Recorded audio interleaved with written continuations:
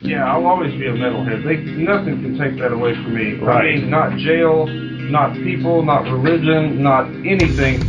I'll always be a metalhead, metalhead, metalhead, metalhead, metalhead, metalhead, all right.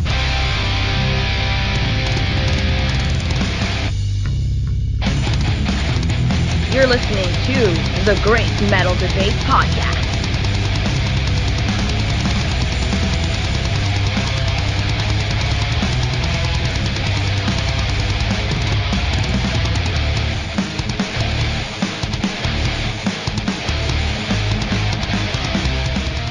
Welcome back, music fans, to the Great Metal Debate. Today we're bringing you another metal album review featuring the latest from US metalers Theocracy, titled Mosaic. The band Theocracy is from Athens, Georgia, but don't be concerned by that place name. There's no hint here of the pop alternative sound for which that city is infamous. Instead, Theocracy are a power metal band, broadly speaking, though we'll dive deeper into the specifics of their sound as we get into the meat of this review. For fans who are familiar with their back catalog, those who enjoyed the earlier eras of Theocracy, dating back to their 2003 self-titled debut, you'll find both similarities and differences to the 2023 version embodied in this new album. I could talk more about the big picture, but at the end of the day, the songs tell the story, so let's take a dive into this release track by track. Mosaic goes right for the throat with the rapid-paced dynamic opener Flicker, which to me is reminiscent of Dragonforce in its versing. Here we hear the first of many masterful lead breaks executed by new guitarist Taylor Washington, who some might know as frontman for the band Paladin. The song overall is enjoyable. I initially found the chorus to be a bit lacking, but it grew on me after successive listens. The next track, Anonymous, is classic Theocracy that would be at home on either the Ghost Ship or As the World Bleeds albums. The vocal melody in the chorus is just a tad sugary for my taste, but admittedly this fits with the overall vibe of the song, and I do love that final shout vocalist Matt Smith gives at the end, roaring like a lion looking for someone to devour. There's also some sturdy riffs scattered throughout by guitarists Washington and Hinds. As with the previous song, the more I listen to this one, the more I like it. Third on the listing is a title track, Mosaic, which was released in advance and in music video format. The song starts softly and then hits hard with Unleash the Archer's worthy riffs and leads. I really enjoy the overall feel that's created by the band, killer from start to finish with galloping guitars and beautiful, subtle overtones. A song that rubs my musical G-spot. The next track on the docket is Sinsidious, Gods of War. I found the song a bit disjointed at points, but it's still kind of a banger and definitely one of the heavier tracks on the album. The circle pit is certain to appear when they play this live.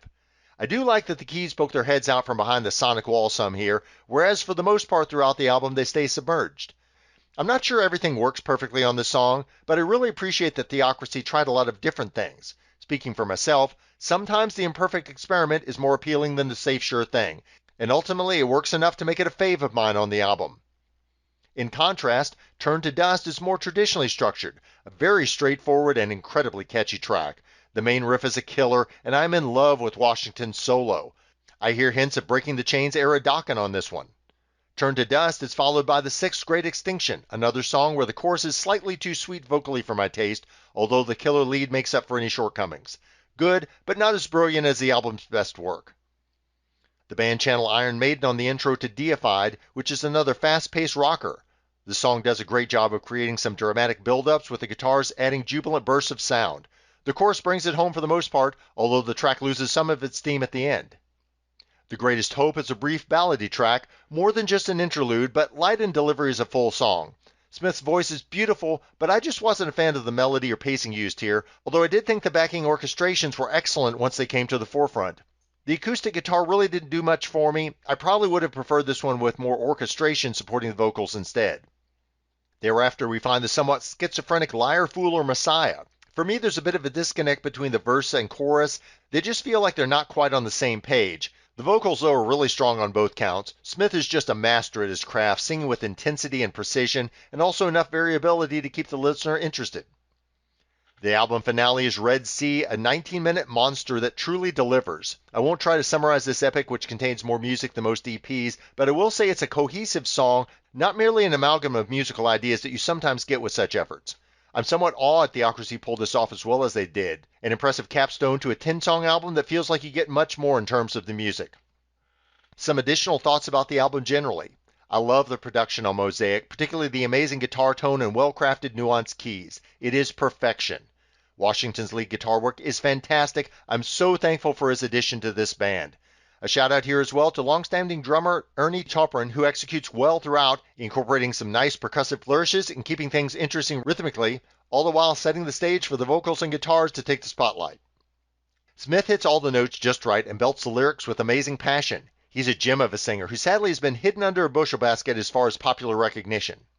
One other thing to say about Smith as a vocalist, 90% of the time when I hear a singer go up an octave on the final verse, even in the safety of studio production, it feels strained or flat. Smith kills it every time when he makes that move, to which I credit both his vocal skills as well as his experience as a producer to know what does and doesn't work in the writing and recording process. If I was managing a band, I'd definitely want this guy behind the glass giving me feedback. He knows what he's doing. This is great stuff and solid heavy metal fare. There are those who'd want a grittier feel, and I can understand that, but this offering is still heavy if clean. In my opinion, this new Theocracy material is more than competitive with more recent efforts by Blind Guardian, Beast in Black, or Glory Hammer. There's a ton of melody and just a tinge of progressiveness. Some speed metal elements are to be found as well. Being familiar with their entire discography, I think this is the best album Theocracy have ever put out, retaining what made their older material good, but adding some elements that take it to the next level. Theocracy has walked the narrow, difficult path toward the glory of true power metal. I'm giving Mosaic a 9 out of 10. Mosaic is released October 27th by Atomic Fire Records. You can pre-order the album through Atomic Fire Records, as well as all the regular online musical sources. And be sure to watch for opportunities to catch Theocracy live on the road promoting this new album.